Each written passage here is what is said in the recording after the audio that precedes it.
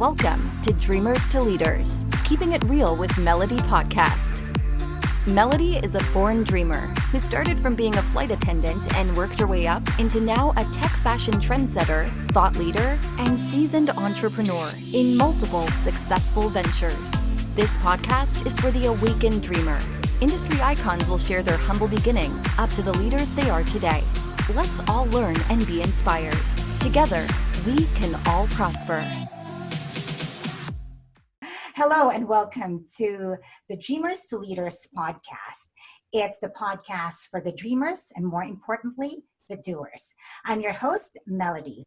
Well, with us today, we're very excited because we believe that she has, or they have, an amazing story that is a clear testimony on how being resilient is really a necessary ingredient, and it could make the difference between surviving in your venture or the death of your company. So without further ado, we have someone that has been really instrumental in turning a company around that has been failing for years, turning losses year after year. And then she came along and helped turned the company around.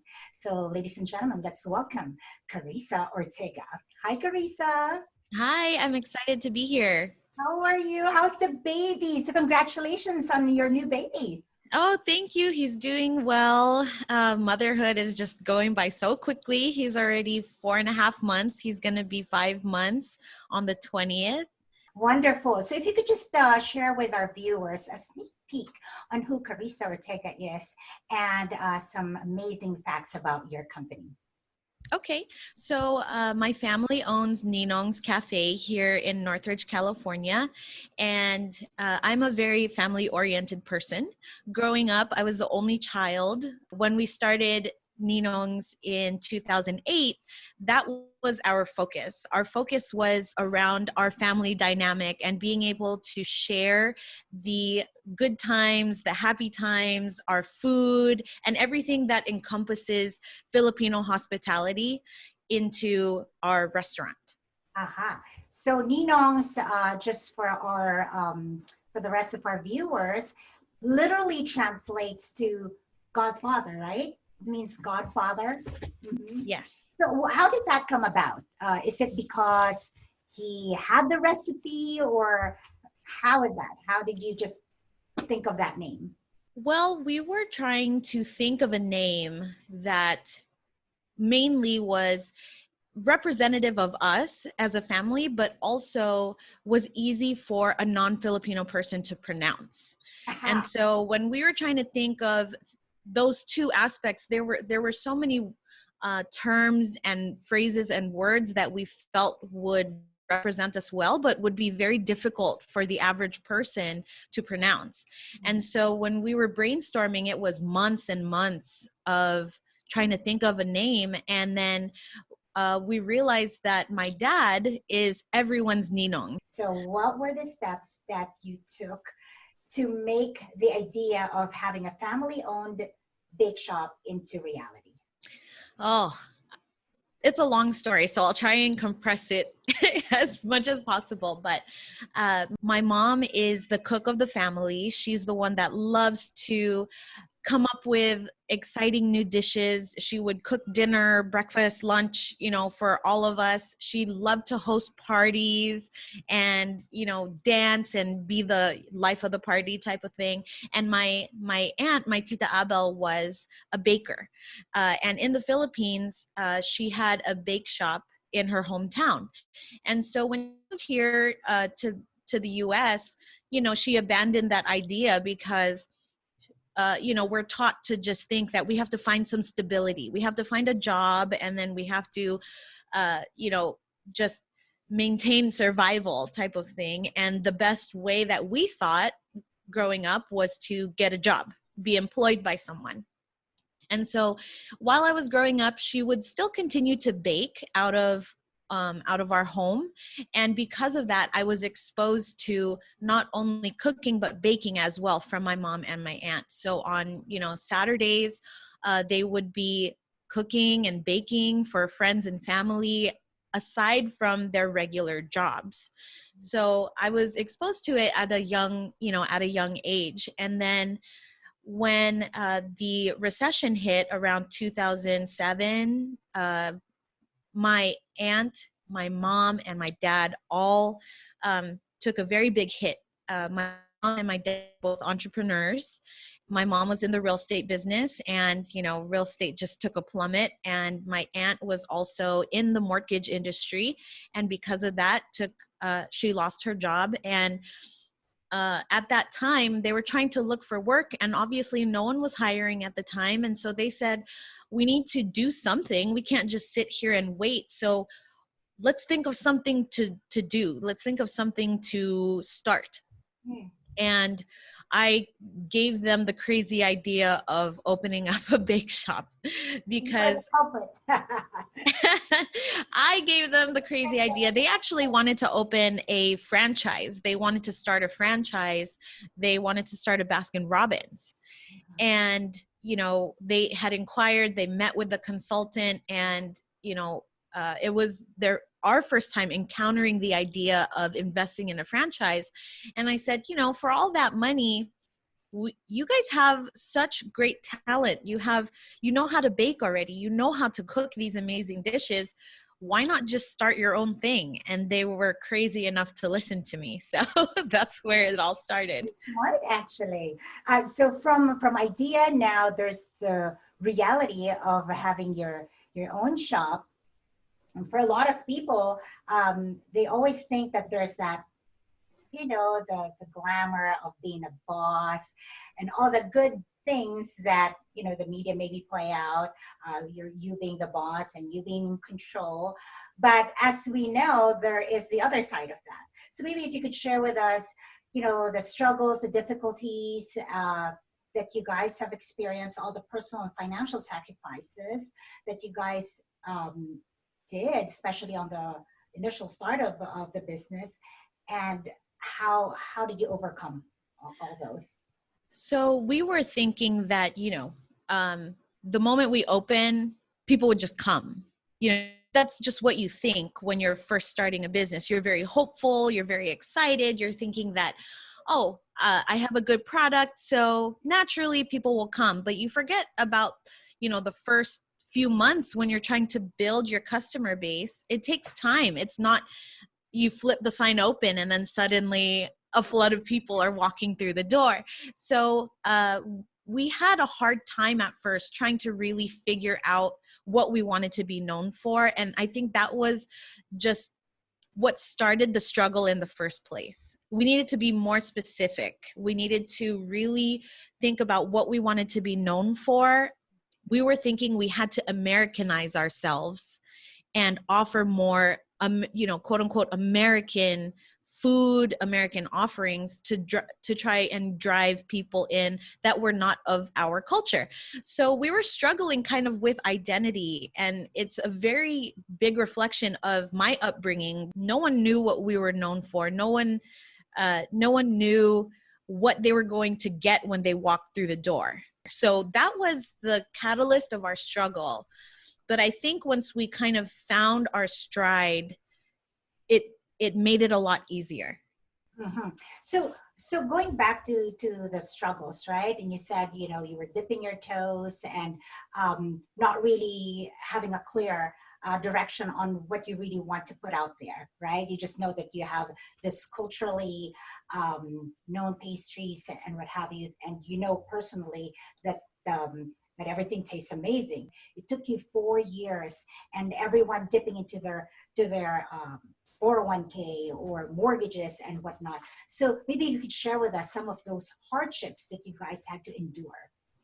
So originally, we were in Granada Hills. That's where everyone knows our first location to be, north of Los Angeles.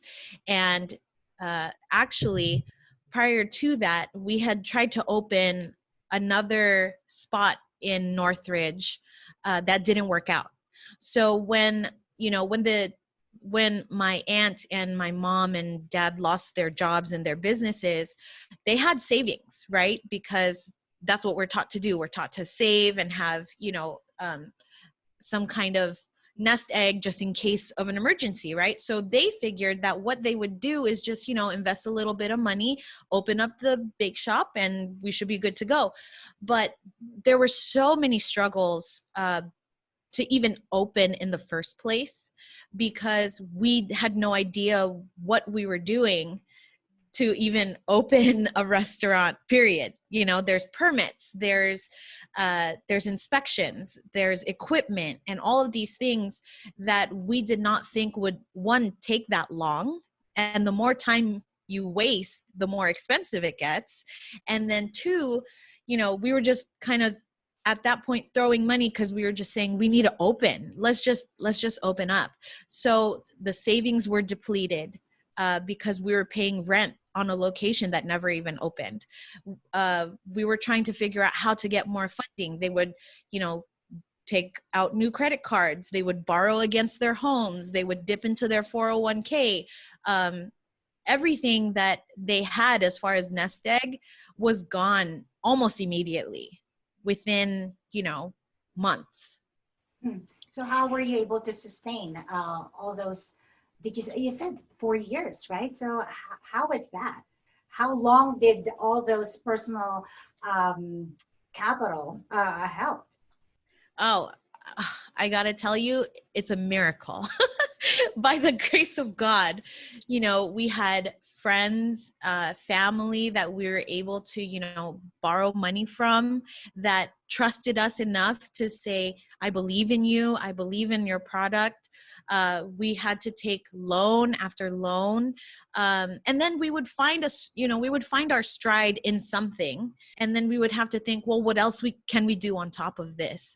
And so this is, and it's part of also just trying to be honest with our landlord and everyone else, just kind of saying, we're trying, is there something that we can work out in good faith? Can I give you part of this and then give you the rest in another time?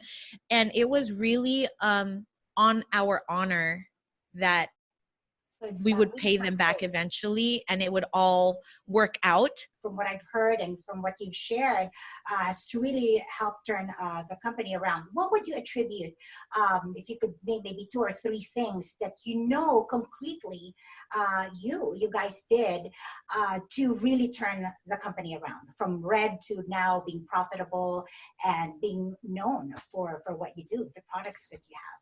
I think I'll go over the 3 main things. But the first one I think that I have to just talk about is timing, because the timing of when we opened Ninong's, a lot of people would look at it as, are you crazy? Why are you starting a business in the middle of a recession?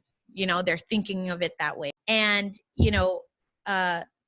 when we were going into it, I had to have the faith that we were doing it in the right place at the right time. And we were right, because what was happening at that time was the birth of social media. It was, Facebook was a thing. Yelp was starting to become a thing. Google Maps, even at the time, Yahoo Maps was what was kind of budding at the time. And so I went in and I put us on Google Maps. I put us on Yahoo Maps, and people didn't know how to do that at the time. Yelp was just starting to become a thing. And so part of it was being seen on the internet. It was a huge factor of why I think we were able to really survive, because then I would put us on Google Maps, and then suddenly a random person would walk in the door, and Tita would be like, how did you find us? Just curious. And they said, oh, I found you on Google. And she was like, what's Google? It was completely foreign. And because I didn't, I was trying so hard to think of all these things that I can do to help them, because at this time I wasn't working at Ninong's full time. It was still my mom, dad, aunt, and uncle. And so I was just trying to help them as much as I could. And here I am on the computer trying to just throw the name out there, create a website for them, and do all of the, digital things, all the marketing, because that's my background. So that brings me to number 2 is online marketing, because the timing was just right. Our online marketing really put us aside, because prior to that, my mom was trying to advertise in print. She would do the bulletins at church. She would try and do the coupons in the mail, that type of thing, which worked because there were a few people that would come, but the digital marketing and digital media did it in a day, and it costed nothing at the time. It cost zero money. It was just effort and time. That's all it was. So that's number 2, definitely. And then number 3, I think, is being willing to pivot when something doesn't work. Immediately, right? Yeah. Able to spot what's working and immediately being able to react. Definitely. Yes. I think a lot of new entrepreneurs just kind of think, I want to offer 20 different things because I have so many great ideas, which you do. I know that there's so much creativity that comes out of us, but when you're trying to start, you always want to just put 100% into one thing first.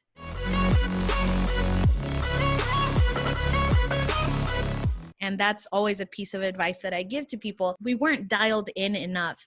And so I think the turnaround for us was when we kept pivoting until we found the one thing that our customers were really drawn to. And we were able to observe instead of, creating this barrier between us as the business owners and the customers. We were open to that feedback, and we were very observant and receptive to what they were very attracted to. Mm-hmm. And when we saw that, we said, oh, people are really into this. Let's do it more. Let's figure out a way to now have this one product, be known for it, and then now we can make those branches. And that's where we really started to see that more expansive success. Mm-hmm. I think just like with any business, being customer centric is crucial. So at this point, you, as you said, you dialed into what is what your customers were drawn to. So that's amazing. And also branding. I think you guys have done an amazing job with the branding of the store, with the logo. It's very identifiable, immediately when you see it. So good job on that. And as they say with branding, it's creating a memorable impression, and it sets you apart from your competition, because there's going to be a lot of those others that would have maybe the same type of product, but what sets you apart? And I think you were able to differentiate your brand, your company that way. In terms of maybe building a community of loyal customers, have you done anything, a strategy that you feel has been effective for you guys? When we first started, my mom did this really great thing. She started a newsletter, and she had no idea, an email newsletter. She had no idea that she was doing digital marketing. She was just doing it, And so what she came up with this idea of, if you sign up for our online newsletter, every week we'll have a different special during the weekend. And the only way you'll know what it is if you sign up for the newsletter. So she would get people to sign up, and then she would have me input it into our email system. And then she would think of something to create every single week that was different. And so I think that was, sorry, I lost She wasn't really going via a textbook playbook of how it is now, because now people would do the newsletter, they would have like all these landing pages to catch emails, so on and so forth. So your mom actually was more like a natural ability to recognize, hey, I do this newsletter, I get your email, you get something by giving your email. So that's yes. Genius. That's amazing. Very much ahead of her. Yeah. And she had no idea that she was even doing it, because at this time, email newsletters were just that. It was to sell something or send maybe a coupon or something like that. It was never really to there was no strategy to it really. They were just trying to take what was already existing with print and then put it online, right? It was very just like duplicate. But like you said, now there's all these like conversion tactics and landing pages and all these things. And she was just such a natural and just kind of said, well, I love to cook. This gives me an opportunity to be creative and think of something different every week. And then people won't get bored. Every week we'll have something different. So our regulars aren't ordering the same thing over and over and over again. Wonderful, wonderful. So the newsletter helped with creating that community. Anything else in terms of making sure that they keep coming back? I think one thing that we did well also was every time we had an anniversary or Mother's Day or Valentine's Day or something like that, we would do a special gift. So especially on our anniversary, because we were so grateful to make it for one more year, that we just said we need to give our customers a gift because we made it by another year. And so we would do a free cupcake with appreciation. So yes, just to show our gratitude. And it really not only did it touch the customers that we thought of them to give them something, but it also touched us. We would see them come in and just kind of say congratulations, and they didn't expect anything in return, but that exchange was very, very special.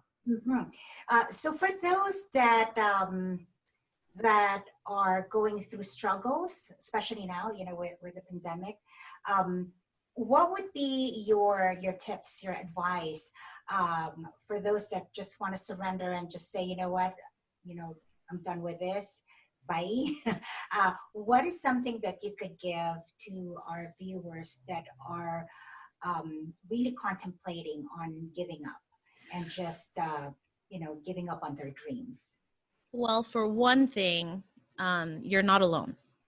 So never think that you're a failure because you're ready to throw in the towel. Entrepreneurship is such an up and down roller coaster. There are days where I feel completely defeated, and then there are other days where I feel like I'm doing a great job. It's just the life of an entrepreneur. The roller coaster. I hear you. Yeah. So don't feel like you're a failure, first of all, because don't beat yourself up. There's hard times always. But remember and think back on why you're doing this in the first place. There has to be a reason. Is it your love for cooking? Is it, are you sharing a talent? Are you able to express yourself creatively? What's the reason you're really doing it? And remind yourself of that. Because every time I'm ready to give up, that's what I do. I go back and say, well, I'm doing this for my family. My family is the most important thing to me. And we need this because not only is it our livelihood, but it can be a legacy business. This is something I can pass down to my son. Or on top of that, because of this business, I'm able to see my family more often than I did before we started the business, and we're closer than ever, so those reasons is a big motivator for me.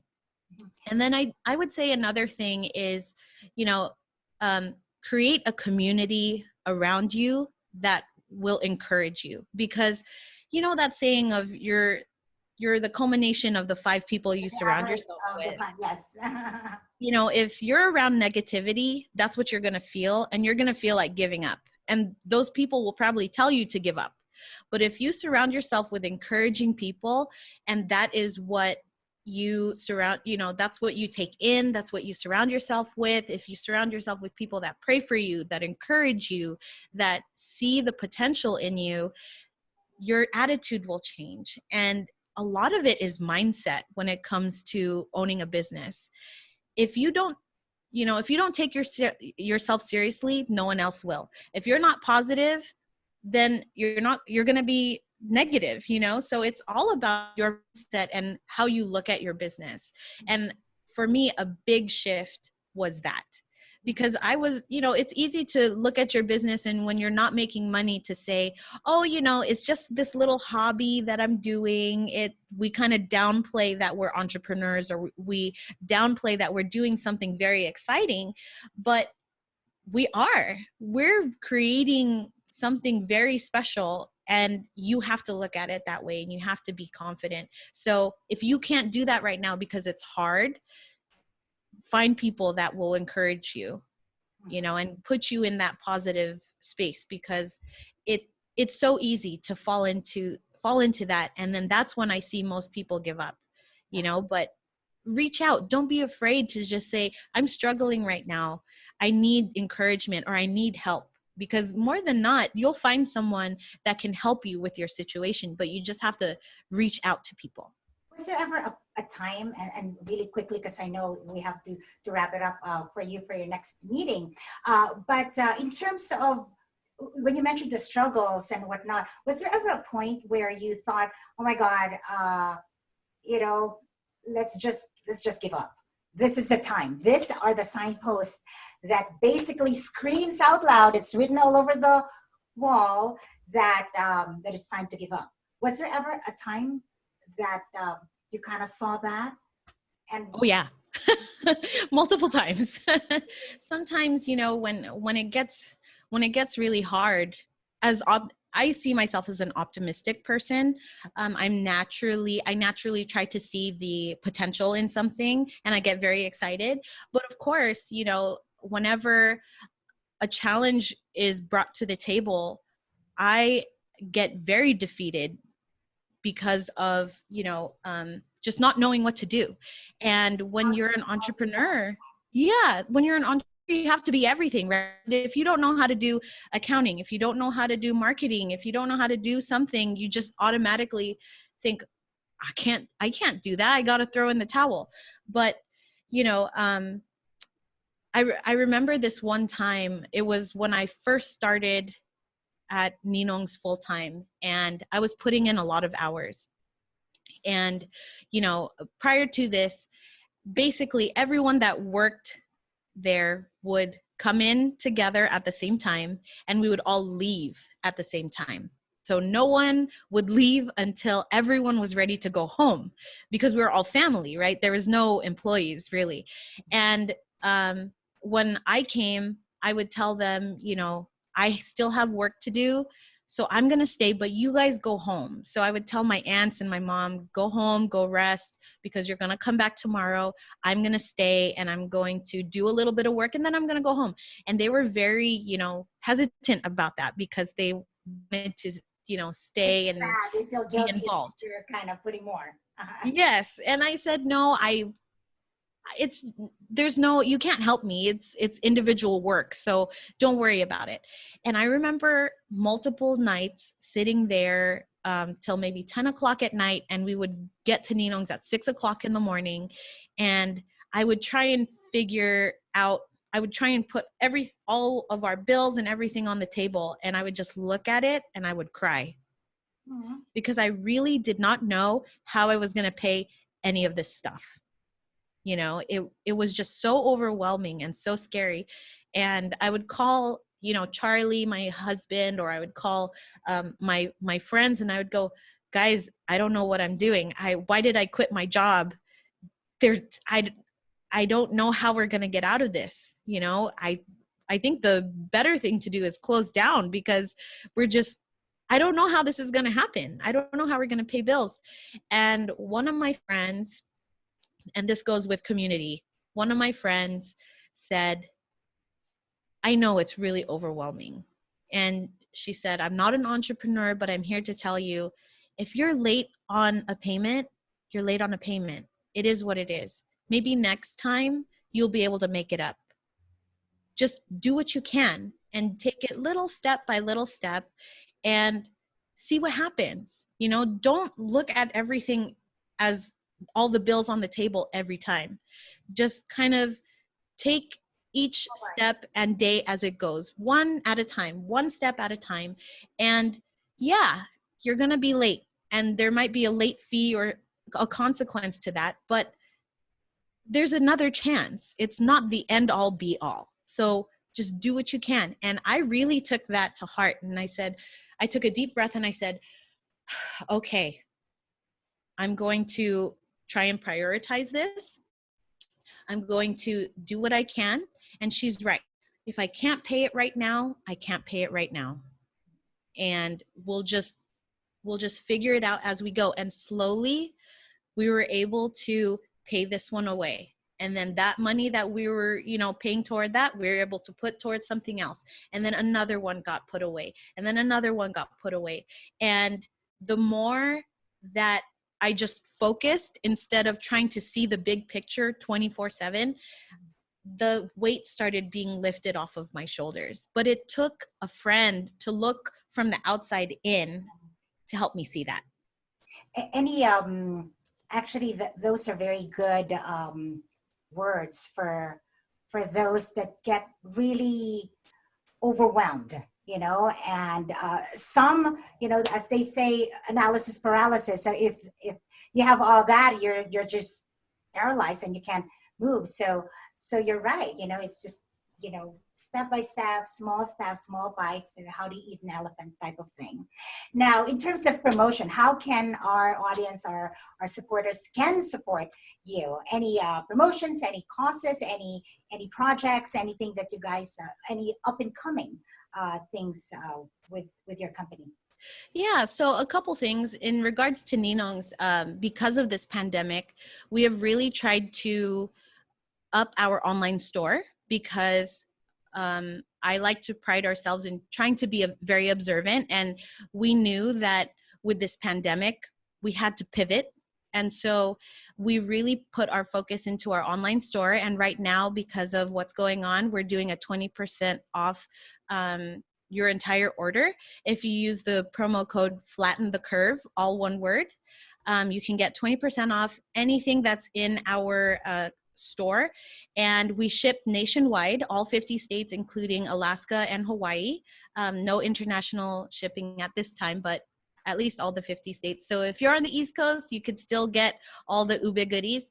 And then on top of that, I recently started a consulting and coaching business for people that want to start their own food or product-based business. So I take on a few coaching clients and help them through this process, especially during this time when, people are still very passionate about their entrepreneurial ideas, but they just don't know how to get started. And they want to make sure that they do it as quickly and as concise as possible to save their time and money. So wonderful. That is truly exciting, Carissa. So I want to thank you for your time again, and wishing you continued success.